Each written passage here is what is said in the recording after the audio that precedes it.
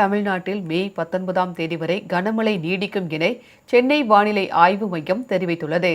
இது தொடர்பாக அம்மையம் வெளியிட்டுள்ள செய்திக்குறிப்பில், இன்று கோயம்புத்தூர் மாவட்டத்தின் மலைப்பகுதிகள், நீலகிரி, ராமநாதபுரம், சிவகங்கை, மதுரை, தேனி மற்றும் திண்டுக்கல் மாவட்டங்களில் ஓரிரு இடங்களில் இடி மின்னலுடன் கூடிய கனமழை பெய்யக்கூடும் என குறிப்பிடப்பட்டுள்ளது.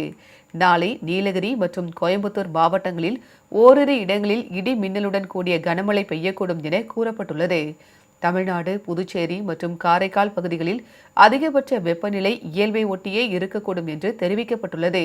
சென்னையை பொறுத்தவரை இன்று வானம் ஓரளவு மேகமூட்டத்துடன் காணப்படும் என்றும், நகரின் ஒரு சில பகுதிகளில் லேசானது முதல் மிதமான மழை பெய்ய வாய்ப்புள்ளதாக கூறப்பட்டுள்ளது. அதிகபட்ச வெப்பநிலை 35 டிகிரி செல்சியஸை ஒட்டியும், குறைந்தபட்ச வெப்பநிலை 28 அல்லது 29 டிகிரி செல்சியஸை ஒட்டியும் இருக்கக்கூடும் என தெரிவிக்கப்பட்டுள்ளது.